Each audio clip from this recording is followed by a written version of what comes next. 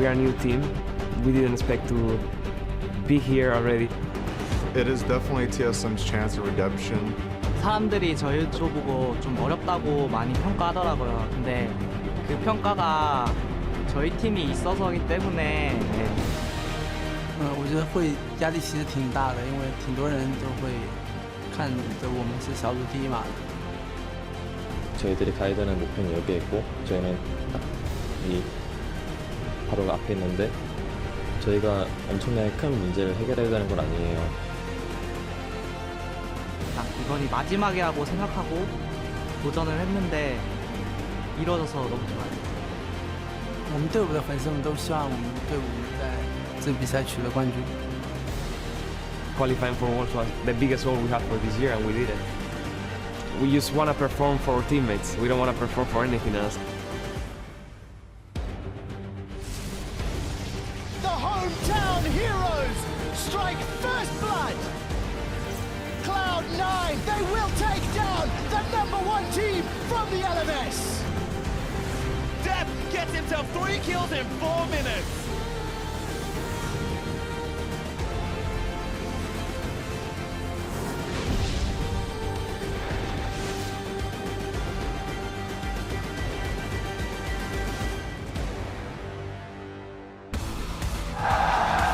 Ladies and gentlemen, welcome back to Le Doc Pullman in Paris, France, where after just 1 day of competition, the 2015 League of Legends World Championships are in full swing. And as you can see, the fans are just as excited today as they were yesterday for another 6 full games of action. And just moments ago, Dyrus and TSM were readying up for the first game of the day. They'll be facing off against KT Rolster, who are also getting into gear at the last possible moment. Origin will follow them on stage, and there, of course, you see Aranea and Expeke going over last-minute strats. Here we see Koma and Marin. They'll be showing up a little bit later in the day, so just relaxing as of right now. Everyone's eyes are on the big prize, the Summoners Cup. And we've got another action-packed set of games coming your way today. Hello, everyone. I'm James Dash Patterson, joined on the analyst desk by Aiden Zyrene Moon today. Welcome. Thank you. Hopefully my contributions are more than just a sexy turn at the telestrator today. I'll try my best. I like to hear that. I like to hear that. We're shooting high today. Christopher Monte Cristo Michaels, good to have you back. It's great to be back, and I'm just really excited about finally seeing those Group D games today for the first time. Very much so. And, of course, Jacob Yamato Cannon Mebdi looking sharp, my friend. Battle cruiser operation, huh? There it is. Well, our 16 teams from around the globe continue to fight for position today as the world's group stage unfolds. Yesterday's opening day left us with a lot to talk about with some strong showings across the field of teams. First up, we had Fnatic with a decisive win over the LPL's Invictus Gaming. Like, I would say it was very decisive, but IG had such a poor performance. I think I wouldn't give Fnatic too much. Even though they look strong, I wouldn't say they were super dominant. But they did look prepared for their opponent. If we look at how they played the map, they were targeting the weak members, Kid and Kitties, constantly catching Kitties Thresh out. And that's a great way to defeat IG because we know that that is their weakest part of the map. But we also talk about the inconsistencies of IG, where if Kakao is just going to farm all game, he did 888 damage on Skarner in that entire game, which is the lowest out of any jungler in summer in the world of 658 games. I think it's also very fair to say just that not relevant. It's like I think it's very fair to say that IG's draft was very poor coming into this. I think that Skarner had no place blind picking it because Azir completely destroyed that. Paired with the Riven. Which is, well, not a record you want to hold there as Kakao, but, you know, to Monty's point about Fnatic, you know, being prepared for the team that they're facing is, and getting that first win is all important here, especially as we're through the group stages with only 6 games determining whether or not you make it out. Next up, though, we had C9 upsetting AHQ to start 1-0. Well, I think Yamato and I have to eat some crow on this one, obviously, for our predictions. Otherwise, I was going to force it down your throats. But this game in particular, C9, when we talked about how they could win, it was through the shot calling. They seemed to understand how to play their composition, and they sieged very well. That said, I'm still not convinced about C9 because Mountain decided that this would be a great time to play his first Rengar game from the entire summer season up until this point, and he was terrible. I mean, there's no nice way to put this. That was some abysmal Rengar play. They had to win their solo lanes in order to win that game. Otherwise, their lack of wave clear was going to be supremely punished. So that happened. It was a very quick win for C9, but I need to see more from C9 before I am truly convinced. I feel like they helped everybody else out in the group, too, against AHQ. Ban Rek'Sai, ban Elise, pick a Lee Sin, and you might force him to pick that Rengar again. He does still have Gragas up his sleeve, but they also looked extremely confused by Veigar. They didn't seem to know what Event Horizon did. Yeah. I have to add that I was positively impressed.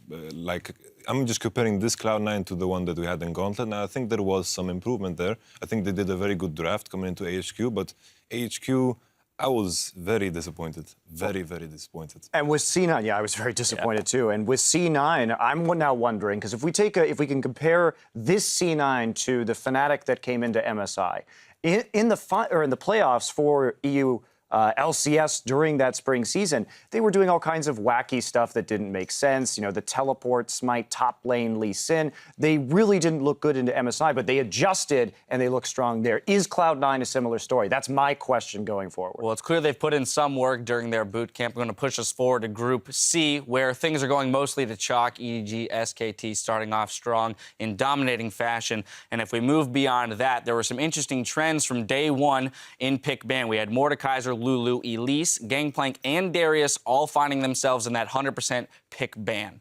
Yeah, I think that these are champions that are going to continue to be up there. But the one that I think should be up there as well is Fiora. I feel she's extremely powerful, but she kind of got through pick and bans and nobody went after her as much. I know base stats have been reduced, but she's still a huge powerhouse. We saw Marin take it and absolutely destroy a game in the mid game with some skirmishes. I think she's incredibly powerful. Yeah, I, for one, will represent Crumb's opinion, who's not on the desk, and he feels very similarly that Fiora is being underrepresented so far at Worlds. I have to say, what I'm looking forward to is, like, in the playoffs, I think teams will potentially make these very hard trades coming in from the purple side, where, like, we will see all these OP champions come through simply because of the purple side. You get 2 picks. I'm excited for that because I don't think anyone has the courage to do it in the group stage because it's very scary in best-of-1 scenarios to just get dominated by, for example, a Fiora. All right, well, with each team in Groups A, B, and C having played once, here's how they stack up. In Group A, North America's CounterLogic Gaming and Korea's Coup Tigers are 1-0 over Flash Wolves and Pain Gaming. Fnatic and Cloud9 are on top in Group B over the LPL's Invictus Gaming and AHQ from the LMS. And in Group C, SK Telecom and Edward Gaming bested Europe's H2K and international wildcard Bangkok Titans. Of course, with 42 games left to play in the group stage, there's still much to be decided and anything can happen. Now, the competition continues in just a few minutes between Korea's 3rd seed, KT Rolster, and the North American LCS team, TSM, in today's first clash for dominance in Group D. Then the LPL's LGD will face Europe's Origin, and later today, the LMS's Flash Wolves will take on Korea's Coup Tigers. Yeah, I'm really looking forward to that first matchup here, KT versus TSM. TSM people are saying, oh, they've boot camped a lot. What do they have now? But KT is a crazy team. I honestly think they're the 2nd best team in Korea, even though they came out as the 3rd seed. You've spoken to some of the inconsistencies of KT, though, Monty. Yeah, one thing that we have to remember about KT is, yes, they did have an 8-1 streak in best-of-3s to close out the season after they put Peekaboo on their starting roster. But over that 8-1 period where they only lost to SK Telecom, they also dropped games in best-of-3s to the 3 lowest-ranking teams in Korea. So I'm sort of the opinion that anything can happen with this team in a best-of-1 scenario, and if they don't get ahead early, they often don't get ahead at all. I'm just trying to picture Someday versus Dyrus. And man, that's I don't think a little too graphic. I was going to say, you won't have to picture it for much longer. We're almost into game. Group B, of course, has the day off, so we'll see them on the Rift tomorrow. And throughout today's games, we'll be fielding your questions about the World's group stage, so hit us up with the hashtag AskTheDesk, and we'll see what you want to know a little bit later today. Now, before we kick it to the casters for Game 1, let's see how you guys are calling it. Zyrene, I got to start with you, KT Rolster or TSM? I got to go with KT on this one. You know, as much as I want to see Dyrus versus Someday, I think it's pretty much just going to be Someday the entire time because Dyrus is just going to be in the base dead. This is a really interesting matchup for me because we probably have the biggest mismatch in favor of TSM in that mid lane, Nagne versus Bjergsen, but Peekaboo will gank mid lane as support at level 1, and so they put a lot of emphasis on getting Nagne ahead. TSM has to have a plan to shut down Peekaboo and score. SKT showed how to do it. Can they execute? I don't think so. I think it's KT, but I do believe that there is an upset potential here. All right, finally, Yamato. I don't think anyone but delusional TSM fans would pick TSM in this matchup. Strong words, my friend. You had strong words about C9 yesterday, saying they were going to go 0-6 in groups off of the first day. You sure you want to be starting the day off with bold statements like that, my friend? It's like maybe I'm doing North America a favor. Maybe I'm jinxing it all over the place. There it is. All right, that's how we will take it.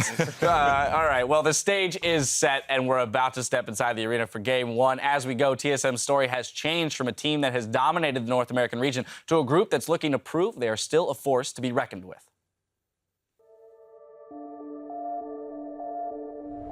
당연히 TSM이 지금 보여주고 있는 것보다는 훨씬 더 잘하는 팀이고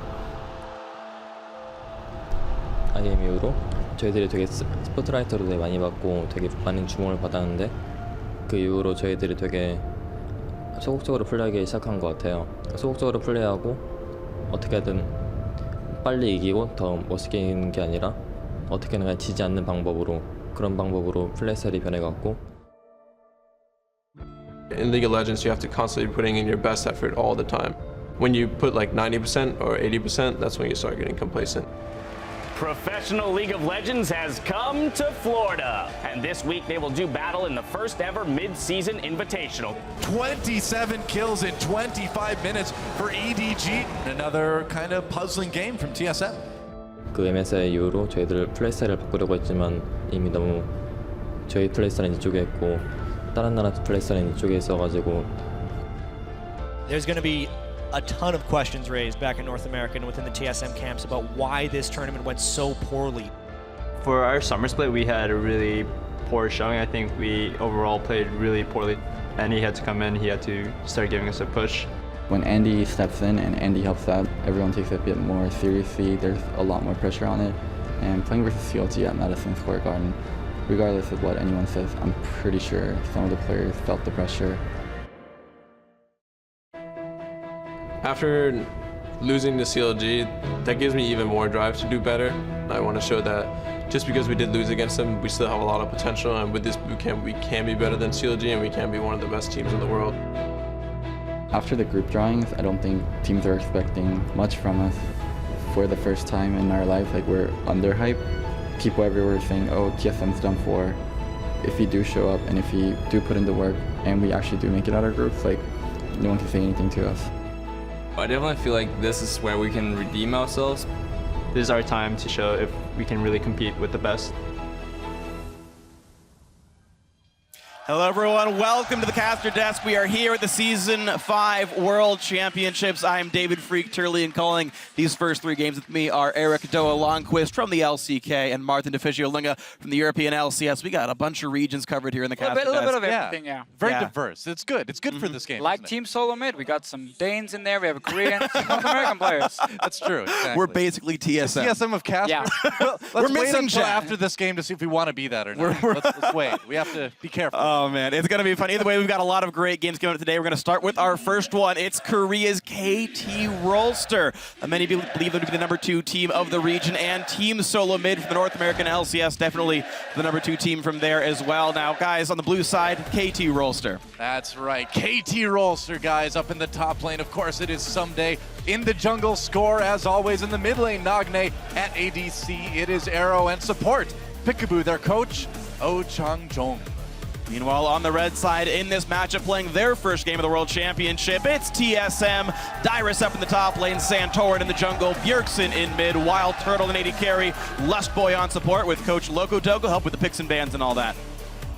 All right, so as we get ourselves into this game, I want to talk about first how these teams got there a little bit. I mentioned briefly KT, considered to be the number 2 team. They are technically Korea's 3rd seed coming in here. They had gotten 2nd place in the summer split playoffs. Then, because of their spring split, had to go through the gauntlet and the regional to get there anyway. And they did qualify pretty soundly through the regional qualifier. Yeah, they did. I mean, they're looking very good now. Like you said, a lot of people, myself included, would consider KT to be the number 2 team in Korea right now, despite coming in as a 3rd seed. And KT has always been that team that's been on the outside looking in, right? So close to Worlds in 2013, very close last year as well, too. They won the summer split in Korea, but then didn't get to go to Worlds. Now here they are, finally in the World Championship. It's a fantastic team. A lot of great stories with this organization. One of the big reasons they are here at Worlds, of course, the jungle support synergy, Peekaboo and Score. We always talk about it. And it's one of the problems Team SoloMid has had basically since forever. Lost Boy and Centurion, what can they do together? If you do not shut down Peekaboo when he's moving around, you're in big trouble. It's a big mess match, that's for sure. And we are into picks and bans. KT versus TSM, Gnar, TF, and Gangplank. The early to hit the ban bench. Yeah, so what we see so often now, I say so often, it's been 6 games, but what we see in this patch is on red side, you're almost forced to ban away these top tier picks. We have Mordekaiser, Lulu, and Gangplank. You can see Team SoloMid already with the first 2 bans. This means obviously for KT, they have like a third target ban they can aim for, or they can just pick the Mordekaiser, and therefore give Team SoloMid a chance to at least ban something outside of the top tier picks. Well, Darius being one of the champions that's still left up, of those 100% pick and bans, we see 3 of them banned away. Yeah, Elise is that 5th one, so they're going to leave both of those 100%ers up. Braum also, alongside Thresh, are next on support, so TSM get number 2 and 3 in the sort of pick ban tier list. Okay, so I like this from Team SoloMid. They're basically saying, we see what you're doing with this Mordekaiser. You want us to ban Darius and you get first pick Elise. Instead, they want to trade it, and because there's little things like Fiora, Braum is open, Kalista is open in the bottom lane. A lot of strong picks. You can take 2 of them and at least just trade the value of Darius for Elise. And I think that's a fair enough trade to make. Can Dyrus handle a champion like Fiora, though? It's not exactly something that we see a lot in his wheelhouse. And keep in mind, we're about to see a game with Someday on Darius, guys. I don't think it's Fiora. I think it's Lost Boy playing Braum. He's 3-0 in the champion. I think Braum is far and away like the best of the supports left open. I think you're right. The thought, though, is Fiora is a flex pick. We've seen her some people play her in mid, as I would not like the Fiora Darius matchup. Save it, yeah. Take the Braum here, because you want to take away as much as possible from KT. The Fiora should be open unless you want to run like a double physical solo lane composition from KT. I'm not expecting that at all. So Team SoloMid making the right choices with the first 2 picks. Question is just, can they keep Someday down now that he is on a Darius that can really get out of control? I wonder, because we haven't seen Darius perform like super spectacularly yet in the tournament, but it's only been one day. Rek'Sai and Azir, the 2 picks locked in for KT. I think it's very smart of KT to pick up Azir here. I think they're both Nagne and Bjergsen's best champions, at least statistically and just from what I've seen of them play. So I'm glad for Rolster's sake that they took this away. It's a big deal. It does still leave plenty of the other big team fighters up. Very few mid laners were banned here. So Bjergsen's got to go down that tier list a little bit. I mean, Nagne is a great Azir as well, too. In Korea, Nagne and Coco really were the premier Azir players in very different styles, but Nagne is on something he's very comfortable with. He can stay back, be safe, farm up, be relevant late game. And that's the key for KT around this mid lane here. We mentioned how Someday should be a better top laner than Dyrus. We talk about how Peekaboo and Score can out-roam Lost Boy and Centurion. So the mid lane is where Team SoloMid had the big advantage. A safe laner like Azir, even though it's picked blind, I mean, you are on the blue side, you're already showing your solo laners. All right. It shows that KT were definitely ready for this. You need to know this can happen with LeBlanc and Zed being back in the meta. Bjergsen's gonna take a matchup where he can win it. He needs help though from Centurion if they really want to shut down this Azir. This honestly looks like a very good champ stack for Team SoloMid. It feels like they've baited every single one of these picks, and like looking at the picks and bans so far, these matchups look all very good for TSM. Knowing that they can go in with the Olaf into the Darius, I think which should be a very strong matchup for the Olaf. Elise can gank that lane. You can bully Darius out, and LeBlanc is a great assassin now. Once again, Azir is slower. Azir gets away from the ganks a bit weaker. There's some plays here for TSM. Yeah, I wouldn't be surprised to see the last pick just being a Sivir. It's going to synergize with the Olaf. It's a combination we haven't seen lately, but we saw a lot of Sivir yesterday as, again, one of these AD carries who would just focus on fast pushing waves, and then that ulti is still very valuable in the fights for Team SoloMid, unless they want maybe a tower pushing AD carry like a Tristana in there that can also handle herself in the lane. You know, an Arrow just locked in Kog'Maw. This has been one of his best champions by far this last season, even though it's very weak and you got to worry about a Kog'Maw into a champion like Olaf. If there's anyone, though, out there that can pull it off, it's certainly Arrow. And this is going to be interesting because we know Peekaboo likes to leave that lane a lot. Kog'Maw thankfully has a lot of ranged farming tools, so getting away won't be the worst thing in the world for him down there. But Peekaboo roaming at Alistar, a great pick for him. He's going to be very comfortable making these kinds of plays. I do agree that Sivir makes a lot of sense here. It allows TSM to say, screw that, we'll dive your bot lane, much like we saw earlier yesterday. Yeah, the only problem about Sivir is the lane matchup is not great for Wild Turtle. Then it can be a little bit difficult for them to play it, especially once you hit level 6 on the side of KT's bottom lane. But all again, you're building it more for the team comp. You have an Olaf who can get onto a low mobility AD carry, help him get there. Because if he's only running Ghost and nothing else, it's very difficult. We don't see as much Righteous Glory anymore. It's been nerfed. Again, Talisman is then getting out a little bit. But it seems like Team SoloMid are really looking for a lot of skill matchups here. They're not afraid to dance with KT. I guess so. That is a bold pick for Wild Turtle. ADC who's been pretty criticized about his positioning, his mechanics throughout a couple seasons now. Yeah. Bringing in that vein, that's going to be interesting. I only played it exactly once this split, and he did win on the champion, so TSM feeling comfortable on this one. And it feels like whenever we get to these big tournaments, there are players that really do well on this stage and players that really play up to their big sort of expectations here. Wild Turtle had one of his very best games on his very first game on TSM when it was like, look, you can replace KX here if you show up. We'll see if he gets that kind of performance here today. I want to see Team SoloMid, though, punish up in this top lane. Olaf is a very strong early laner, and you have Elise for that early game gank as well. Do not play around Bjergsen in the first few levels. There's a cleanse on the Azir. Try and shut down the Darius. He's not going to run anywhere once you get onto him, and maybe try and snowball your side lane for once. And like I said, I think that matchup is very good. Just the mechanics of the matchup itself, right? Olaf is going to run at you. He's got slows, and you can even pop the ulti to go away from a lot of things. The fact that Darius is so weak to chain CC and so weak to all the hard crowd control that can come through here, I do think Elise plus Olaf can be very strong. Dyer's been putting in a ton of practice over the last couple of weeks, so maybe we'll see him play up to Sunday's level. It's a tall task, but I think that is what's up here for Dyrus. We see a very comfortable composition for KT as well, too. They've got a safe ADC for Arrow, and they can play for the late game like they prefer. We'll see if that's going to happen now, guys. As we load into the game, let us know who thinks got the edge in this one. Tweet at Elevable Esports with the hashtag TSM win or hashtag KTR win. We will see who you guys think is going to come out as we start off day 2. KT Rolster versus Team SoloMid. Both of these regions are so far undefeated in the World Championship, and either Korea or North America will end this game 3-0 across 3 teams. TSM, the major underdogs. It's a high-stake match for both of these regions. And how about this, man? Korea 3-0 early on in groups at Worlds. Maybe not a big shock, but NA is stepping up. I mean, it's been LMS team so far. This would be the biggest win yet.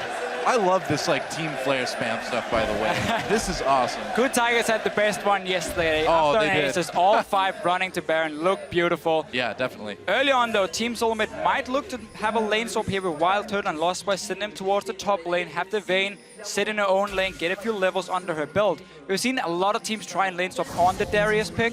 Again, it's very hard for him to sit and farm on his own. He doesn't really have a whole lot of ways to get in safely. He just has to spin that axe and hope he can last hit a minion or 2, and people simply try and delay his build.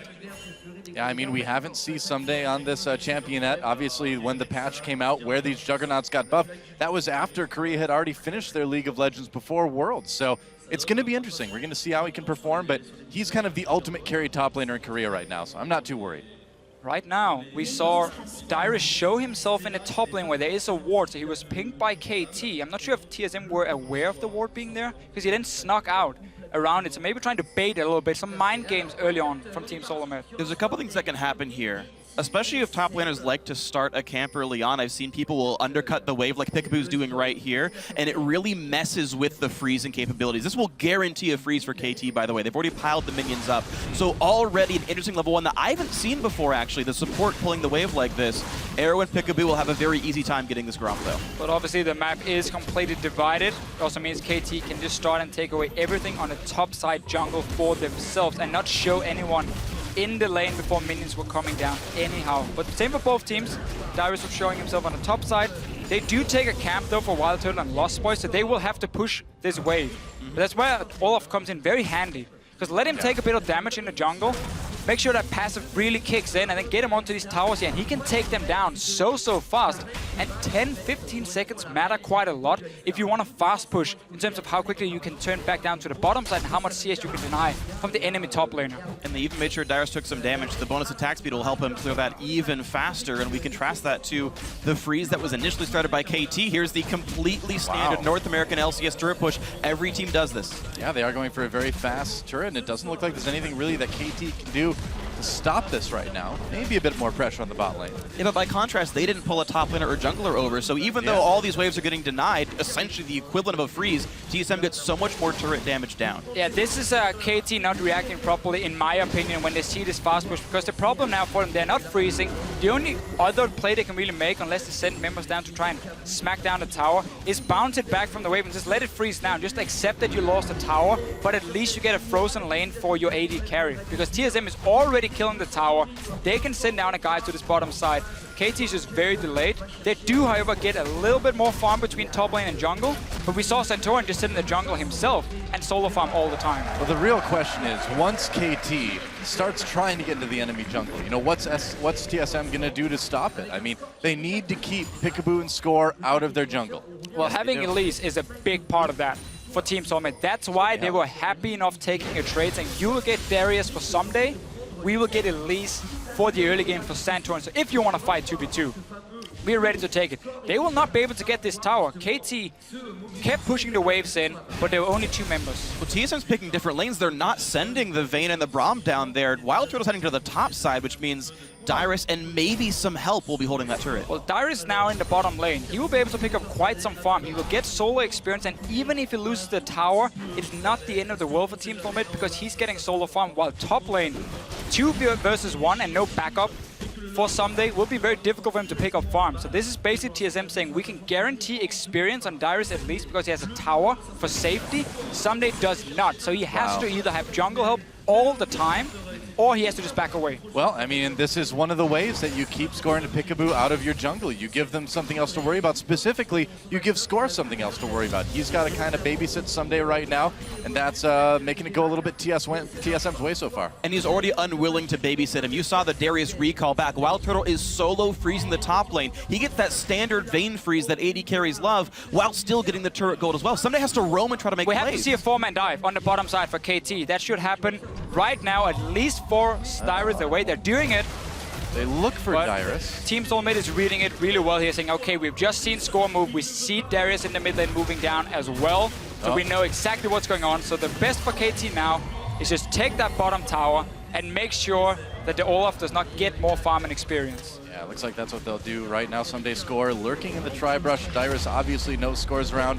They get the turret, so that ties things up gold-wise and turret-wise at least. But where do we go for a Dyrus has to be careful about where he went. He just took a bunch of damage, but Bjergsen in the mid lane with his team coming in, flash forced away from Nagne. Manages to make it out. That cocoon coming in just at the end, but it wasn't quite enough. So 2 side lanes now are both pushing towards Team SoloMid. Up top, we have seen Wild Turtle freeze for quite a while now. And then this wave here with Darius going down, Dyrus might just try and shove it out, but they're going to go for him. He's getting a bit greedy. Little bit of trouble here, maybe. No level 6. He's got no ultimate. Gets knocked up. He's in a lot of trouble. And that will be first blood going to Someday. And that is exactly who you do not want to get the first kill if you're TSM. Yeah, they did so much to try and shut down Someday in the start. Gave a frozen wave to Wild Turtle. Deny him CS. KT reacted properly. They went all the way down to the bottom side, and Dyrus should just have stayed back.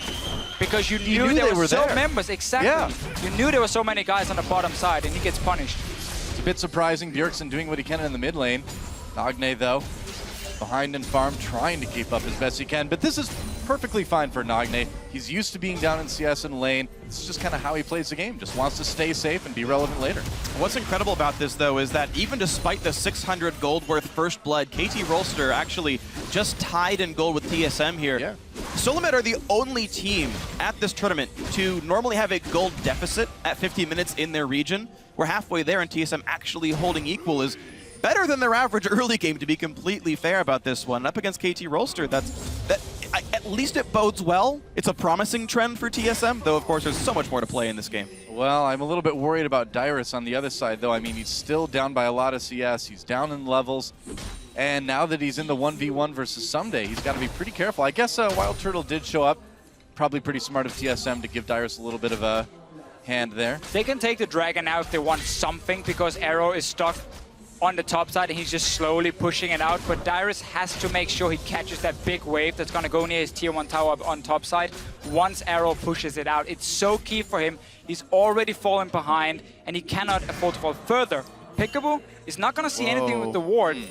TSM heading for a 4-man dive on a Someday themselves, but of course Peekaboo is here for the defense. Bjergsen is coming as well. He's got some, yeah, Score is there. 3v5. There's a lot of people down on the bottom side of the map. Is TSM actually going to go for it? That turret has a lot of help. Nagne moving down. Here comes a wave. They're trying to clear gets aggro too early. Comes with the knockup. Plusboy takes a lot of damage from the turret. Someday gets slow, gets taken down by Wild Turtle. The melee continues, so Emperor's Divide used. Santorin flashing away, and it looks like at the end of the day, only Someday going down. And that was about 5 Summoner spells burned for TSM. They spent a lot of effort, and Arrow is still farming in the top lane. That will reach the turret and bounce right back. I don't know if that was even all that good for TSM. There's teleport for Dyrus, so they gotta kill down the bottom side. They played that dive really, really well, and he's gonna catch this big wave. So I like it still for them because they're getting some farm. They know it's only a 1v1 lane. I like the play as well. We had the situation, do you want to take Dragon and play it super safe? No, they said we can 5-man dive with Bjergsen because he had been pushing the lane. This is where the pressure in these lanes come in. He could roam first and therefore go for the dive. Dyrus is taking so much damage though. Yeah, I mean, he's getting hit a little bit in this lane, and also it's now teleport advantage for KT. Someday is already 6, and Score heading up to this side as well. Dyrus is getting picked on, and he can't leave the lane easily. And that's the problem when you run out of a lot of good options. When there's only one left, it's really like we gotta just dive here because we need something for our top laner. He's already falling behind, and all of it is just trying to get Dyrus back in this game. Oh, gonna try to make play. Dyrus starting the recall, has to burn that flash to get out. He didn't actually have to. Score had no way of actually getting the unburrow underneath, but scary, man, when a big monster comes out of the ground. I understand the decision there by Dyrus, but just technically, even though it does give the red buff away, KT has control, and this is interesting. They're actually playing the top side of the map, knowing that Someday can get up there. And KT, instead of playing for Dragon, are playing for Arrow. Well, it's beginning, guys. What are we seeing? Peekaboo and Score getting into the jungle, forcing people back. Trying to do exactly the same. And they will land the stun. Someday. He's gonna go in. He's in a lot of trouble, and he gets out. All right. All right, red buff Not trade. as much trouble. Yeah, red buff trade. Both top laners pushed out of their respective lanes, so both these guys getting very, very little farm. Yeah, both teams basically mirror each other, but Dyrus seems to constantly get caught out a little bit and forced to either flash away or run away. Someday had no problem just walking out of the jungle, but both teams looking at where's the AD carry pushing in the waves. Do we want to deny it? Yes. Do we want to take tower? Yes. So therefore we have support and jungle as the backup around the lane. Just applying pressure, looking for some picks. Yep. Nagne and Bjergsen still dueling in the mid lane. Nagne's managed to kind of stem the flow of CS as we see Wild Turtle take out this tier 1 down in bot. Nagne only 20 CS down now, but a lot of pressure on this top lane tier 2. Look at this score. 4 guys heading in. TSM did it 3 minutes ago. KT says, we can do it too, and beautifully executed. Wow. No summoners lost from what I can tell. Much better dive by KT. So really KT was simply about 10 seconds ahead of Team SoloMid. By the time they took down the tier 1 tower, pushed in for the next one, they could go for the play while Wild Turtle was still busy on the bottom side, hadn't recalled yet. They knew it was a safe dive. And we see so many tower dives in the early game in this meta here. And all of them so far, it's not even been that risky. There's always been a numbers advantage for the team diving. It's never been like a 3v3 or anything crazy. Yeah, well, this is fascinating too because we're seeing KT kind of give up this first dragon. We're really in a very different meta now. And so the question is, you know, who's going to adapt better in this tournament? KT trying to show what they've got. Nagne taking a lot of pounding in the mid lane. Still okay for the moment anyway. Well, that's what's so interesting about this game is it's an extended lane swap. TSM went back to the lane with the turret death when they first knocked it down. This game has never had a heads-up 2-on-2 matchup, including the AD carries and supports. And so based on where you are in the map, that dictates which objectives you get. TSM get the first dragon, and they keep the gold basically identical here. And if we think about it, Team SoloMid has never really been known for having a great 2v2 bottom lane with Wild Turtle and Lost Boy. So hiding them a little bit is a smart idea, and at the same time, they try to shut down Someday as much as possible by sending Wild Turtle back and zone him off the creeps, forcing him to go on all the way to the bottom lane. But Dyrus has just been sacrificed a few times, so KT has found openings where he stayed for too long, and then they just managed to get kills onto him, which has been important for them in keeping up in gold. Do you feel like we're seeing kind of more of the same? Dyrus, like you said, sort of sacrificed? Well, TSM has just played so hard around their AD carry. I mean, both teams really have. Someday hasn't gotten a lot of help from his team. He's been TPing in to get ganks for Arrow. I think we've just seen a difference between the two top laners. Someday always seemed to know when he couldn't stay and just walked away and didn't risk getting killed. That's a good point. Where Dyrus was more staying in lane, trying to either push it out or stay on the tower. knowing there was a chance of a 4-man dive, and that's why he's died twice. Yeah, very true. Now I think we're going to see the focus shift for KT down to the bottom half of the map. They've gotten what they need to do on top. The problem is there's nothing to do down there. All 4 outer turrets on the side lanes are already dead, and Dragon's gone for the next 4 minutes. Arrow has a little bit of time to go till his Trinity Force comes in, but unless they try to siege down mid, which to be fair is possible, there's nothing to fight for unless you really want to commit down to a tier 2 turret. It's some fairly unreliable wave play from Team SoloMid. It's just Bjergsen who can like jump into the wave with distortion, and you can never do that if a team is already sieging. You have a Trinity Force 80 carry with Sheen completed, you have an Azir who's going Nashus. The siege is fairly decent for KT to start poking us out and keep Bjergsen under control. Oh, Nagne taking a lot of damage. Ignite this could be the 1v1 Ignite. Will be enough, not quite. And that's really the thing. That cleanse. Bjergsen keeps looking for these trades here. He does really well in this one-on-one, so KT needs to find a way to control him. That's going to be by sending multiple members to this mid lane and just push the LeBlanc into a tower. Yeah, I mean, and you would expect a player like Bjergsen in a 1v1 dueling situation be able to beat a player like Nagne, but he didn't get the kill. The question is, can he get far enough ahead to make that difference in the late game? He's got a decent CS at lead most still, of the though. turret. Yeah. Now here's Good start. I know. There's so many interesting things in this game. I wish I could talk about all of them, but as an AD carry, both outer turrets being down, it is so hard to play against Vayne as any other AD carry in the game. Arrow has to pretty much always respect Wild Turtle in the one-on-one because of the champion matchup here. And if you ever get an extended lane phase again, it's just hard to be Kog'Maw. And we just keep seeing how the side lanes are pushed towards either team. So bottom side now was pushed in, then Dyrus gets a big wave. Before it was down to some that he got the wave and... Nagne, that was not a good decision. Bjergsen I missed failed that to kill. one. He missed the Empress of Adam. There's a kill for Bjergsen in the 1v1 in mid. Bjergsen, he kept trying. This time around, there was no summoners in the mid lane. He gets another engage and some misplays come in from Nagne. But in the end, Team SoloMid, we highlighted how this mid lane matchup is where they can really get far ahead, and Bjergsen has been on fire so far. I gotta say, Nagne's looking a little bit flustered in this mid lane now. That was a pretty poor duel we just saw from him, and you can't do that against a player like Bjergsen. He will take every advantage he can from every tiny mistake you make. EU mid laners, man. In NA versus Korea, the EU mid laners reign supreme. It's a global game. Let's watch this one again. This is the E, wants the shield from it. Bjergsen somehow lands the chain while Nagne's moving, and then again, Bjergsen expects the ult or something, but happens to walk around the sign to never get CC'd. I thought maybe he expected someday to get there a little bit quicker too. That could have been part of it, but either way, not the strongest play we've ever seen from Nagne. But due to Team SoloMid keeping the Vayne in the side lane, keeping the Olaf in the side lane, catching farm, pushing waves down, they force KT to respond and defend those side lanes so they cannot group on Bjergsen. And as we mentioned before, use your Azir, use your Trinity Force 80 carry to start pushing in and just avoid this one-on-one. That's going to happen again and again. So far, good job with the 1-3-1. You know, the biggest thing to me is when I look at the minimap right now, what I don't see is wards on TSM's side from KT. And when you don't see that, it's usually meaning a KT loss is coming in. So, yeah, if you're a KT fan, you got to start to get a little bit worried about the situation now. I mean, meanwhile, look at the vision. We're 50 seconds from Dragon. You can see 4 wards in this southern jungle. Score will clear 1. He's got a defensive pink, but there's 3 more that KT have yet to deal with here. TSM doing a very good job of kind of beating KT at their own game. The jungle support roams have been okay, and they've been getting Dragon control. And once again, it just opens up for Bjergsen to continue sitting in the mid lane. Slowly, he will push down this tower. If Nagne stays for too long, he might even die. Big chunk of damage dealt there. It is not going to get better for KT because they've lost control of their own jungle. So we get to see the pushes happening in every lane. Dyrus is just sitting and farming for himself whenever there's a wave. And now TSM saying, you know what? It's time to take down the tower. Yeah, TSM starting to pull farther and farther ahead. It's a small gold lead, but it's much more about the vision, about the positioning. TSM's got it all right now. Oh, we might see a fight here in this mid lane. Score gets caught with the chains, but they're not going to follow it up. Dragon is live. Arrow's getting a lot of damage down. That's right, Santorin has to flash away the flash. Oh, they get 2 with the E. There's a Brahma coming in, but the knockup from Peekaboo. KT, this could be the fight they're looking for. Pushing TSM back right now. They got a kill on Santorin, and they are just going to go for this mid lane turret. Exactly what KT wanted here. Someday is still very strong on his Darius. He's finally part of the team fight. They got together as a group. This team, they want to fight 5 versus 5 and not take these 1 versus 1s against the Vayne, against the LeBlanc. That's not in their favor.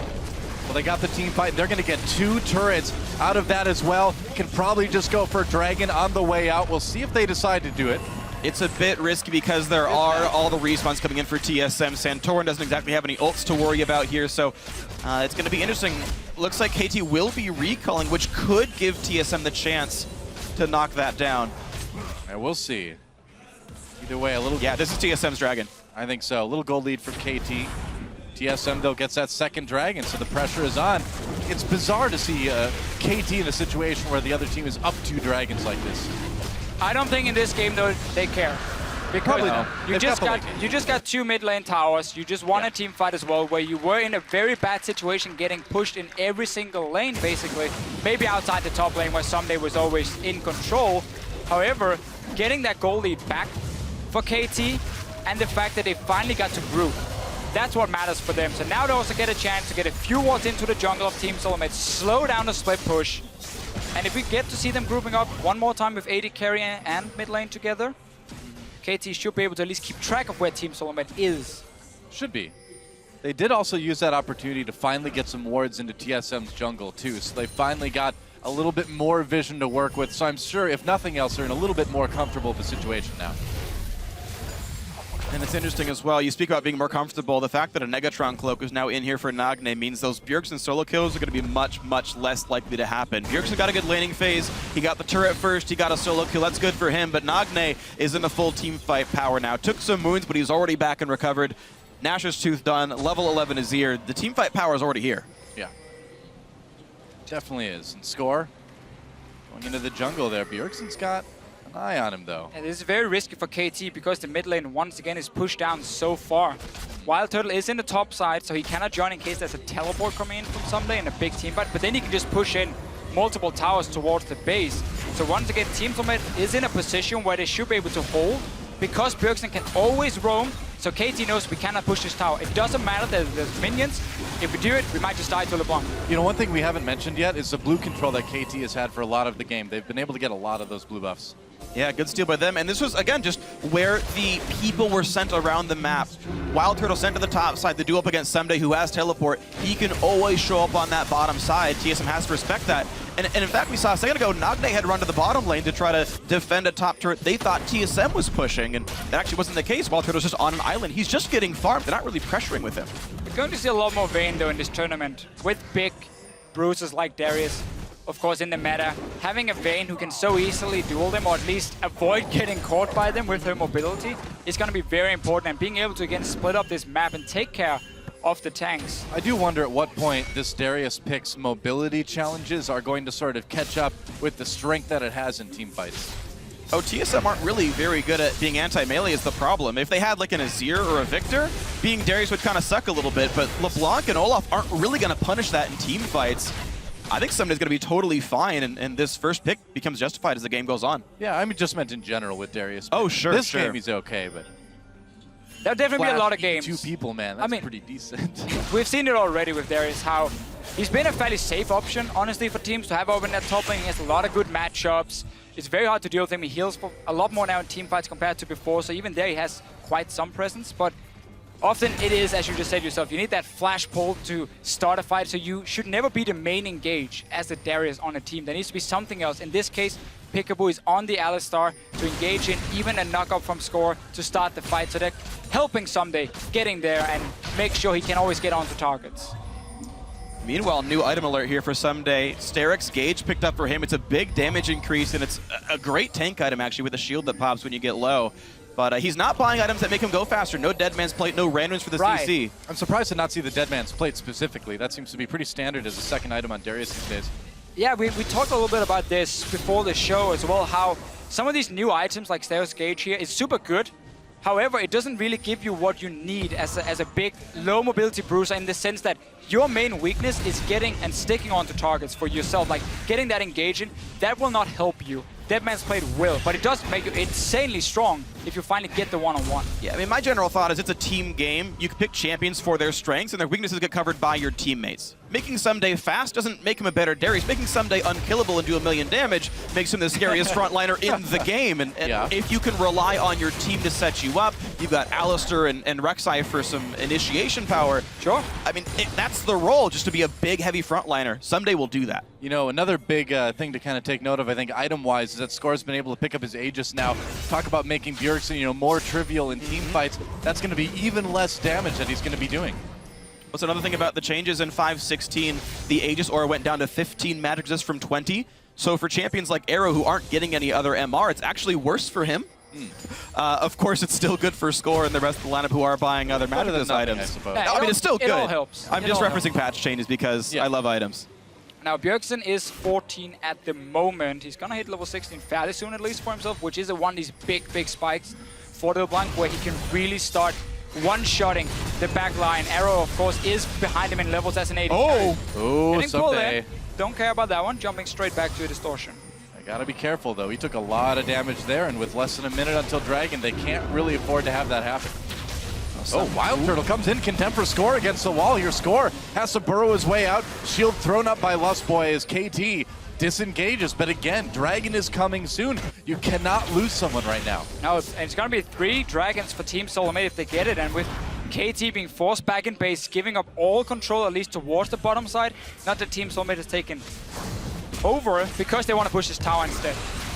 I don't know if you're going to get a lot done. Siege on the tier 2.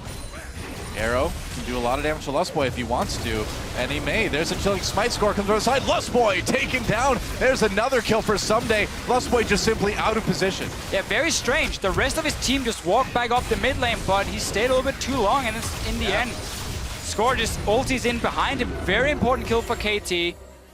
Very awkward, and it may give them their first Dragon in the game, too. Well, that's the thing is TSM, the rest of them had postured around Baron, daring KT to even try that. This is normal, like typical TSM. After 20 minutes, will dare you to take Dragon because they'll kill Baron instead. Lustboy didn't get the memo, went to the other side toward Dragon, and because of that pick, there is no threat, and a clean pickup for KT. Yep. It's been one of the problems we can highlight for Team SoloMid in this game is that some of their members have been caught out when they shouldn't have, and that has given openings for KT to get ahead in gold here, to now get a second dragon, or get a first dragon instead of a third dragon for Team SoloMid, which could have been a very key thing. As we know, KT as well, once they are behind, don't always know exactly what to do on the map, and often rely on getting towards these 4 or 5 dragons and then look to close it out. And well, that train has begun for KT Rolster. Started with a dip, 2 dragons down, but now they're back up on the lift, getting 1 dragon for themselves. I mean, at the end of the day, when it comes to the super late game, when it comes to 30 minutes plus, who do you really trust to make the better late game moves, better late game decision making? TSM is good in NA, but KT is just so strong overall. They have one of the longest average game times in Korea right now. If anybody knows late game, it's definitely this team. Yeah, but for NA's sake, TSM is kind of the same way here. These are both the low kill, mostly map control focused teams. These are actually the 2 least bloody teams, kills plus deaths per minute. We don't have a lot games. to do. It's sad for us, isn't it? Well, this is why we kind of start talking about the histories of the players. That's why I'm glad you're on the cast. You know these Korean teams so well, and I start gushing about items. This is like how you expect KT versus TSM to go. 6 kills, 26 minutes. And this is what we expect for Team SoloMid right now. They need to find a new objective where they can bait around and put Bjergsen in a position where he can assassinate a target. He's getting higher and higher up in terms of levels, but there's more and more magic resist coming on the side of KT, so it's not going to be easier for him to get these kills. And as long as there's map control or wards down, he can't find that assassination. And it's a problem, but we see them trying to at least bait near the Baron. Come on, move closer. Someone gets out of position, then Bjergsen pops in and tries to get Bjergsen coming in. Nagne tries to do some fancy dodging, just takes a lot of damage in return. I mean, Nagne tries to land the E to get a shield to make that trade a bit easier. And you can see he keeps the control up in the mid lane thanks to the turret. But Bjergsen right now is about 500 gold shy of a Void Staff. That item comes through, that combo might actually kill Nagne in its own right. So that can always be a risk, but there's a lot of time that TSM has to wait, and Someday making a nice play here. Yeah, slowing Dyrus down, doing a bit of damage. Misses that Q. Dyrus can always pop the ultimate to just walk right out if he needs to. And Olaf is one of these champions here who's normally extremely strong in the early laning phase when it comes to these early duels here, but late game, it becomes very difficult for him to really take down anything, especially these big tanks like Someday. the one-on-one has been very much in favor of him because SoloMid's been getting the early kills as well. And by him just constantly having this pressure, he will keep control of where Dyrus is, and that means KT might be able to make the proactive move. Because again, they're still just waiting. Just waiting, making sure Bjergsen cannot kill anyone, and then slowly scale up on your AD carry, scale up with your mid laner. Yeah, KT has all day as far as they're concerned. They're actually controlling the minion waves much better as well. Take a look at the farm leads on all these players, aside from specifically Bjergsen, who is ahead considerably. Every single one of the other 4 roles is better for KT, and now Dyrus pops the ult. The slow is enough to get him away just barely, but he's out of this lane. Afraid it might be the end times for him. Here's typical TSM play, though. Right away, they're trying for it, and Dyrus can teleport. Score comes in too. With that ultimate himself, Nagne coming up, Bjergsen trying to zone him out. We can see on the minimap. Here comes Peekaboo, teleport coming in for Dyrus. Peekaboo goes in for the knockup. No Kog'Maw coming in. Where is Kog'Maw? Someday needs to do the damage. Here he comes, arrow right there. Bjergsen very, very low. Kills coming in for Wild Turtle though, but a double comes in for Nagne and KT. They've got the fight as Wild Turtle caught by Someday. That's 3 kills now. A double kill for Arrow, that's 4. Might as well be an ace because they've got the Baron. Very big mistake from Bjergsen in this fight here. He starts off by using his abilities on Peekaboo, who's popping his ulti anyway. So suddenly Nagne knows, oh, there's no threat of me being one-shot. I can move close and start dealing damage. Arrow obviously comes in fairly late, but because Bjergsen was not a threat to Nagne, he could pick up the kills. The rest of KT comes in. Team SoloMid is stuck in the Baron pit, and then there was nothing they could do. Now, beautiful stuff. KT replying to this Baron attempt so very well. Here comes the Bjergsen combo. Q, E, gets chunked down, dodges away with his W, jumps back in. He's doing no damage whatsoever. And look at Nagne here. He was on 50% HP, and yet he just stepped forward right next to Bjergsen. I don't care about you. You have no cooldowns right now. So I'm just going to take care of the rest of your team instead. So well played from KT, but also, again, a missed opportunity for Team SoloMid. Never, ever focus the Alistar. It's just not worth it when he jumps in. You know, and that's exactly what Peekaboo wanted. He wanted to scare him, wanted to get right in their faces and force that out, and it worked like a charm. Not like an Ari charm, like a different, like a metaphysical kind of charm. A little bit mixed communication as well from Team SoloMid here. Arrow was gonna be late, so it could be a 5 versus 4 team fight. But it's like half the team were kind of staying on Baron, some of them were turning around, a little bit of everything, instead of just instant call saying, okay, disengage from Baron, take the team fight while the AD carry is gone. Yeah. Bjergsen looking for a bit of redemption, nearly gets it with close to a kill on the Arrow. Should heal up pretty quickly though. And now it's how much can KT Rolster take while this Baron buff is on. Dragon will respawn during its tenure, but they can also try to keep sieging. Azir and Kog'Maw, 2 of the very best of what they do, while Alistar plays bodyguard. This should be incredibly difficult for TSM to do anything. You guys mentioned earlier the low wave clear by TSM. And Bjergsen from the side nearly takes down Score. They do some damage, but the turret it can't run away. It can't heal up really. And you can see very little gets done by TSM as the turret loses more and more health. Yeah, Bjergsen poking. Dyrus going very, very low. He's got to be careful here, but as a minion wave dies, KT needs to wait that cannon minion. And still doing a bit of work. Azir loves being in this position where he has his own turret behind him, he has the Baron buff minion, and nothing you can really do to stop it right now. They're just waiting for Bjergsen to pick off a target on the side, and that can really be the go button for Team SoloMid. Yep. There's really no other main engagement. Oh, the stun hits him! By Peekaboo. Bjergsen's got to get away from this one, but now the dive in towards the turret. Few more hits will do it, and Arrow's still safe in the back line. But the W's down, he's got to buy some time. Bjergsen again can only find Peekaboo as his target, who pops the ult, knows he's safe, and now KT can run right for this dragon. TSM are on the hunt, though. Wow, they're actually going to try to tie up the dragons here, and this, if they can get this dragon, pretty much undermines everything TSM's accomplished this game. Well, they're coming down for it. Bjergsen down to 50% mana for himself. The rest of Team SoloMid, though, except for Lostboy, are fairly healthy. Arrow, he's gonna back down. Maybe KT said, you know what, we don't want to risk it. We're in a good position right now. No flash for Someday. Score coming back in with the ult, with the burst comes down. What a pull! It stops the W, but the dragon comes through. No steal for Score. Ult in for Lustboy, but it means Dyrus is by himself. He doesn't get the memo, takes so much damage. Oh, does not quite get sniped, but TSM does at least sneak the dragon. Man, Vikings are not known for like running away, but Dyrus, he made it a thing that I think other Vikings will consider in the future because he actually lived. This time he stayed alive. Right. The other times where he didn't run away, he died for it, and that has put him really far behind in this might game. Cost him. They're going to lose this tier 2 turret for sure, and KT, even if they don't get the dragon, has been able to at least get something out of it each time. And we got to see a early game here from Team SoloMid where it was clear what the plan was, you know, try and shut down Someday. We have a strong laner in Olaf. If he can get rolling, we maybe can keep Darius down. However, because of these early deaths with him being caught out on the Olaf, the fact that KT managed to get a few picks other than just Darius dying, of course, left and right, kept them even in gold at least. And then they get that first 5-on-5 team fight where the combo or where the composition is so strong. And from there on, they've kind of been in the lead. Because Team SoloMid could no longer just put up this 1-3-1 split push because suddenly the map control were evened out. And KT's just been leading the charge from there. And it looked like a lot of bad decisions in a row from TSM. There's Lustboy getting caught, taking the wrong exit from the mid lane after a kind of lackluster siege. Then the Baron attempt where they could have forced a 5v4, came around the wrong side. They're going to go after score here. It's some poke, it's not that important, but TSM again trying to make the exact same play. Can we set up Baron? If they put wards down now, they will last until that respawns. It's kind of the only play left. KT Rolster up so much gold right now. I feel like I've seen this before. Peekaboo comes into the flash, headbutt pulverized Dyrus right away, pops out almost to get away. Lustboy taken down. Another kill for Arrow. Dyrus just immediately had to flee along with Wild Turtle. TSM was not ready, and now Wild Turtle caught on his own. Another kill for Nagne. Disaster for TSM. There's so little they can do now. They're just trying to make some aggressive plays, maybe surprise KT, but it's not going to happen. KT are in full control. Bjergsen once again looking to see if he can flank and get one kill. Yeah, it doesn't much matter what TSM do here. Peekaboo has been so incredibly good this game. 90% kill participation, practically a perfect score, taking almost all the damage and yet finding picks all the same.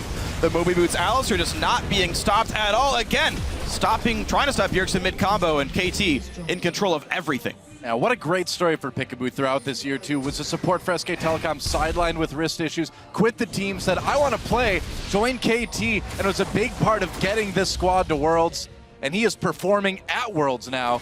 Awesome story for this guy over the course of the year. Every single kill in the early game was him, and of course his trustworthy jungler right next to him. Yep. Walking down and finding Dyrus out of position, getting the kills. And that jungle support synergy is just so key in this meta here, because it's what sets up all these tower dives. It's what sets up the vision on the map.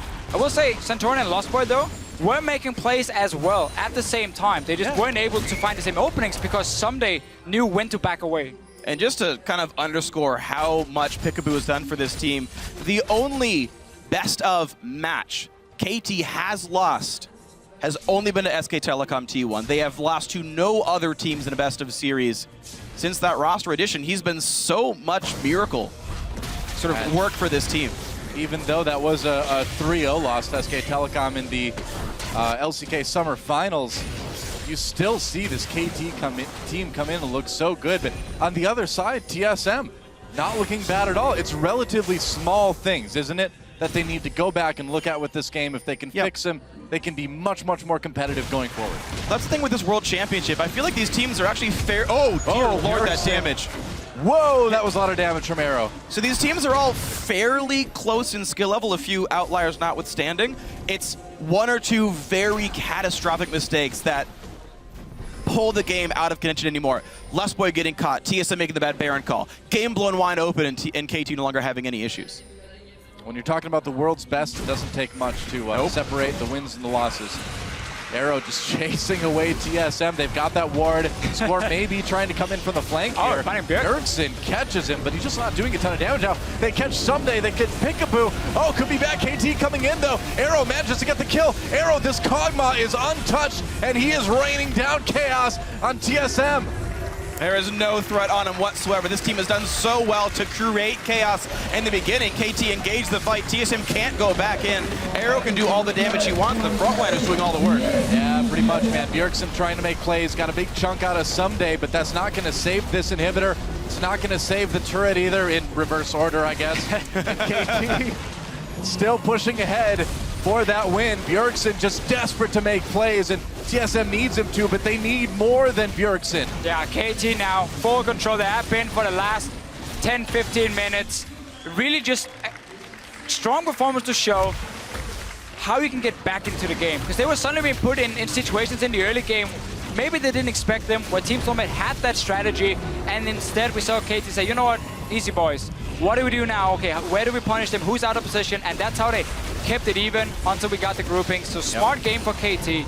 Yeah, very, I would say, other than a few lost dragons early on, a very typical KT game. You know, it's playing it safe, methodical throughout, waiting for that late game strength, using the vision they gain to make those plays. Yeah, beautiful stuff. So KT Is it taking rush care of time? business. It might just be for Team There's SoloMid. two in base. They kind of... TSM had the opportunity to force really hard and make something happen there. Right now, Kog'Maw you was have in to rush base. it. Kog'Maw was in base and Azir was far. That was actually a window TSM could have used. It's too late now. Still, you got to do it just to take the fight and force KT to move They down haven't here even to killed all the river. wards. They're standing on one. The sweeper missed it. TSM have nothing to do here. Two all inhibs are going dead. wrong. The mini waves are already pushing and nothing TSM can do. Yeah, side wave control has been good for KT as well. TSM looking for an opportunity. Wild Turtle gets caught though. Push back. The pulverize actually did not knock him up, I guess. Peekaboo doesn't like the patch notes right now. The slowed headbutt. Dude, it was that was a close call. If they had caught Wild Turtle there, that would have been basically game. They're just going to stop the recalls because super minions are already in the base. They're going to be a fight though. And there's the dive on in. Summoner gets the Sterix shield pop, and here comes the rest of the fight. Peekaboo on the side. Ult already popped. TSM cutting away, but that's okay for KT Rolster. The minions can win the game for them. And the big exchange from Score. In comes Nagne. And it's going to be a bloodbath there. Here comes the Chaos Dug. Here comes everything. What can TSM do aside from run and cry and lick their wounds? Santorin going to be the last one to go down as Dyrus is already somewhere else on the map. I don't even know where already Dyrus is. inside. Oh, he's back to base. He's like, sorry guys, there's some minions in the base. I'm kind of worried about him. Good luck, bye. They would have won the game though for KT, so Dyrus will, for now, delay it. But come on, we're talking 10 seconds, and then KT's going to push in. They won this game. They played it well. They got back. They got to late game, and they showed what they could do. Death timers are too long. I mean, yeah, KT showing what they can do, and what they do is play a very, very solid mid and late game. Stayed safe early on, and second inhibitor goes down, and there goes the Nexus. KT will take down TSM Korea 3-0 and a 2-1. Big congratulations there to KT Rolster. They only gave up 3 deaths the entire time. All those pretty much in the early game. Closing this game out was pretty much textbook by these guys. Good job, KT. I saw a very early game focus, composition, and strategy for Team SoloMid here. They're long in the mid lane to apply pressure. Olaf up in the top lane. Vayne, once she gets to play, can always be a split pushing threat as well. But just the individual mistakes really hurt Team SoloMid here. It made KT always have a way back into the game. Yeah. They found that way. And honestly, Team SoloMid is going to look at this game and be very disappointed at some of these early mistakes they made, because they are fairly easy for them to fix. I mean, we saw some hope for TSM too. We did see Bjergsen, I feel, pretty comfortably outplaying Nagne in the mid lane. Exactly. It was fairly small things. You know, Lustboy cannot get caught. Basically, it's if people cannot get caught, TSM will have much better results in this tournament. Yeah. I like the early game strategy from them. Pick and Manface made sense with the way they were playing. It was just executing it perfectly. Wasn't there for Team SoloMid. That's right, and as KT Rolster takes a bow, we will see another win by a very, very strong team here. And this is exactly how they wanted to start this tournament. KT Rolster, again, finally at the World Championships, getting a big win over TSM right off the bat. And it's still a sub 40-minute win, so even though it did look fairly close for, to be fair, actually one of our longer games at Worlds, actually, with how snowbally they've been. It's, KT doing exactly what KT does. I do want to see a lot of growth from TSM. Honestly, like I don't have much more to say about KT Rolster. I thought they played a solid game overall. TSM, it was fraught with individual misplays. The very first tower dive they did, they had a guaranteed wave pushing in, and Lustboy went before the minion waves were there. He took 3 turret shots before even dealing damage just from jumping the gun on a dive. They got a kill on that one though, so it but wasn't they lost all 6 too bad. summoner spells for a kill. Sure. By contrast, a single TP was ulting for KT to do the exact same thing 2 minutes later. Thing is, we're looking also again at Dyrus and how he dies. When he's overstaying his welcome, he gets killed then by KT sending down 2 or 3 guys. Those were the big ones that really put him so far behind. And as an Olaf, we talked about a little bit in game. If you do not get a good start, late game, again, your impact is just so little. You don't really offer a whole lot for your team. Your damage isn't that great. That was a big problem for them because someday on Darius in the late game as well, once he got some items under his belt, he got the Dead Man's Plate as well, became fairly strong at least. Well, I feel like you said it best, right? Where someday sensed the danger, he pulled back, didn't die. Dyrus didn't quite pick it up for whatever reason, and those deaths really hurt TSM.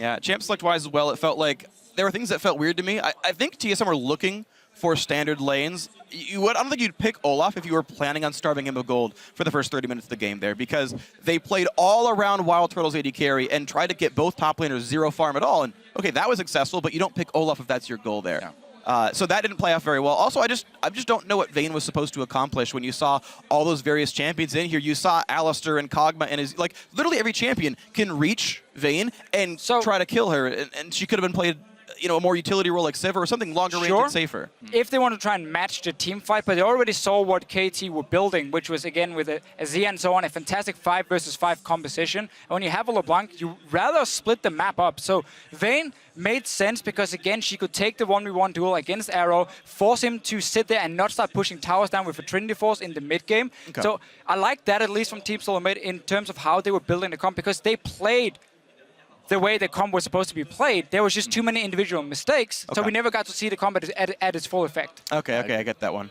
That's true. I mean, the early game looked promising for TSM despite the loss in the end. It's just, you really can't make mistakes like that against a team like KT. Well, thankfully for them, they've got 5 more games to play. We'll see if they can shape it up throughout the rest of the group stage. But for now, for a closer look at that KT Rolster win at 2015 Worlds, going to send out a shock to the interview lounge. Thank you very much, guys. Joined here by Score and Holman to assist in the translation. First up, congratulations, fantastic victory over TSM. I want to ask about the game and especially the early kills that TSM got on their carries, Bjergsen on LeBlanc and Wild Turtle on Vayne. Did that worry you guys in any way? 스코어 선수 우선 승리를 축하드립니다. 지금 TSM 팀이 픽으로 이제 좀 하이퍼 캐리가 가능한 르블랑과 베인을 골랐고 그 뒤로 그 두 챔피언이 좀 킬을 먹었을 때 이거 좀 위험할 수 있겠다라고 혹시 좀 걱정이 됐었는지 말씀 부탁드립니다. 일단 저희 팀도 하이프 캐리인 코고모가 있었고 그리고 그 베인 르블랑이 크는 동시에 저희 코고모도 되게 많이 성장하고 있어서 걱정하지 않고 있었어요. 저희 그 에로우 선수가 코고모를 되게 잘하거든요. If TSM had Vayne and LeBlanc as their hyper carry, we had Kog'Maw for Arrow, and Arrow is a very talented Kog'Maw player, so we weren't that worried. Yeah. Not that worried, and you guys had a fantastic game in the end to close it out. You had a great game together with Peekaboo once again, and you've only been a jungler since this season. Can you explain to me how it comes that you have such incredible synergy with Peekaboo? 스코어 선수는 이제 정글로 전향한 지 이제 고작 막 1년밖에 안 됐는데 지금 같은 팀의 서포터인 피카보 선수랑 엄청난 시너지를 보여주고 있습니다. 그 둘의 호흡에 대해서 좀 말씀해 주세요. 일단 피카보 선수가 들어왔을 당시에 그 전에부터 조금 제가 잘해지고 있는 단계였고 피카보 선수가 오면서 더 많이 저한테 도움이 됐어요. 제가 원래 말을 많이 하는 스타일이었는데 말을 많이 하니까 게임 플레이에 집중을 못했었어요. 근데 피카보가 같이 말을 하면서 이제 제가 말할 거를 피카보가 조금 더 덜어주니까 그 상황에서 제가 실력을 더 많이 늘릴 수 있었던 것 같아요. When Peekaboo first joined our team, that was when I was at the verge of actually getting adopted to the jungle position. And before, I was the only one talking on our team, and because of that, I couldn't really concentrate at the game. But when Peekaboo joined the team, we both divided that role of talking and giving orders. So that really helped me focus on my jungle role. And overall, I think we have a really good synergy together. Yeah, you guys did fantastic in this game as well. Now, this is dubbed by a lot of people as maybe one of the group of death. Yet, you won that first game convincingly versus TSM. Who do you think is making it out of the group? 이제 KT 롤스터 팀이 죽음의 조라 불리는 그룹 D에서 첫 승을 거두셨습니다. 마지막으로 그룹 D에서 웃게 될 두 팀은 누구라 생각되시나요? 일단 오늘 지면 당연히 저희는 가능성 없다고 생각했는데 이겼기 때문에 저희는 일단 무조건 올라갈 것 같고 다른 한 팀이 이제 제 생각에는 LGD라고 다들 많이 생각하시는데 오리겐이 될 거라고 생각해요. So if we lost our game today to TSM, I think it would be a very hard trip for us. But since we won, I would say KT is pretty safe going to the next round. And a lot of people say that LGD has upper hand, but I actually think that Origin has a very good chance, actually. Well, very interesting, and we'll see them playing LGD versus OG right after this one as well. Thank you so much, congratulations, and back to you guys over at the desk. Thank you, Shocks. As Score mentioned there, we will get to how the team has been playing since the addition of Peekaboo and how much better they look. But first, I want to take an opportunity to dissect that early game because we saw a lot of really interesting things come through in the first 10 minutes from both teams. I feel most definitely like the biggest part was like the first 5 minutes, I felt that KT kind of felt lost because I felt they misplayed the early game, but they repaired it very well. And the moment it became standard again, I felt that TSM were just completely lost because the principle in lane swaps is that you put your weaker lane in the wave that is coming in and the stronger lane that is like the wave that's coming out. I mean, if we're talking about that lane swap, I do feel that the initial tower push was in favor of TSM, but I wouldn't even say, I mean, beyond that very first initial part, I really think that Someday just played it a lot better. You noticed his pathing. He just completely abandoned the top lane, went through the jungle, set up the dive, and you can see KT in that game played a very risk-averse style. They just waited for their opponents to make mistakes. We saw Dyrus taking a little bit more of a risk walking forward, giving up that first blood. And KT is a team that wins the overwhelming majority of their games in which they get that first blood objective. Yeah, and they only take the risk. Like, I wouldn't say they're completely risk-averse because they did go for 2 tower dives. There was that one where there was a tower dive as well that they actually pulled off pretty easily. But I feel like they wait for the situation where they mess up, and then the risk goes down drastically, right? But I also feel like TSM took that risk with the 5-man tower dive bottom. It was actually rather good. I feel like TSM and KT both played a really good first 8 minutes of the game back and forth. Then it just got completely out of hand. Well, let's take a look at that because, you know, it was relatively even, as you mentioned. There were a few slip-ups on the side of TSM, but things really blew open when we got to that Baron fight about 28 minutes into the game. Yeah, and I think this is the big difference here when we take a look at the team fighting. Starting off this clip, we do see Bjergsen here. He's going to use his combo on Peekaboo.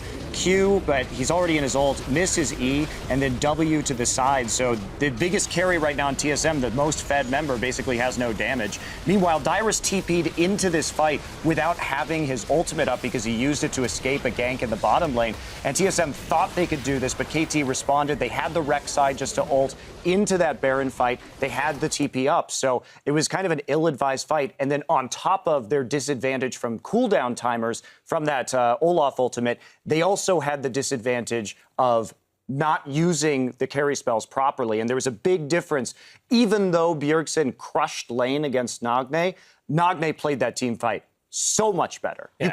You cannot, if you are a Fed LeBlanc, use your spells on an Alistar. That is a no-go. Yeah, spells aside, being absorbed by Peekaboo, Peekaboo played every team fight incredibly well. The one where they were ending up catching out Santorin and it was the hook in from Someday onto 2 members, played that one great. Played that one great as well. Peekaboo, the addition to this roster, changing them around, his mid-late game shot calling and playmaking is what put KT in this spot and brought them all the way here. Yeah, and you know, I've been in the KT house and I've watched them scrim, and Peekaboo and Score, definitely you can see the synergy between these two as a shot caller. They never stop talking.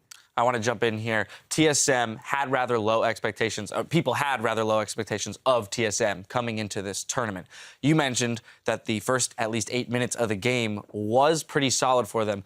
Yamato, I want to get your opinions as to whether or not they have met the expectations, whether or not this is at least promising for them to have started out with the right macro sense of the game, just needing to clean up more of their individual mistakes. I feel like that when we jumped into this game, the first thing we saw was, of course, a pick and ban. And the Vayne, as we discussed, and Monte Cristo brought up a very valid point with the Sivir. Like, he should have just picked Sivir there. It would have made so much more sense. Yeah. Okay. What was Vayne doing there? I was like, what? You can go first. Yeah. So if you want to pick a losing matchup into Kog'Maw, because Vayne is going to have a very hard time in that 2v2, well, you can pick the Vayne, but if you're going to pick the Vayne, why not just pick the Sivir? Because you've already committed to losing, and at least you have wave clear. Because the big problem that TSM had is as soon as they were unable to push and TSM got the vision control back over their own jungle, okay, well then KT can group. Who is going to stop the Azir Kog'Maw combo? You can't really get onto them. There's no wave clear. Sivir would have provided that. Sivir also would have provided a way for Olaf to get into that backline. Not that Dyrus ever used his Ragnarok to actually do anything besides run away, but at least that's an option. All right, well, that's going to do it for Game 1. We need to take a quick break, but when we return, it's another Group D clash between China's #1 LGD Gaming and Xpeke's Origin. Worlds 2015 continues right after this.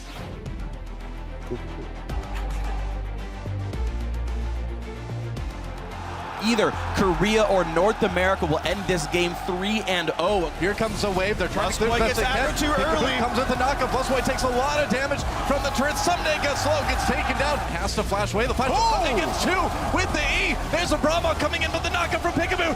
KT, this could be the fight they're looking for. Here he comes. Arrow right there. Bjergsen very, very low. Kills coming in for Wild Turtle though, but a double comes in for Nagne. Can win the game for them. And the biggest game from Score. In comes Nagne. And it's going to be a bloodbath there. Here comes the chaos stuff. KT will take down TSM Korea 3-0.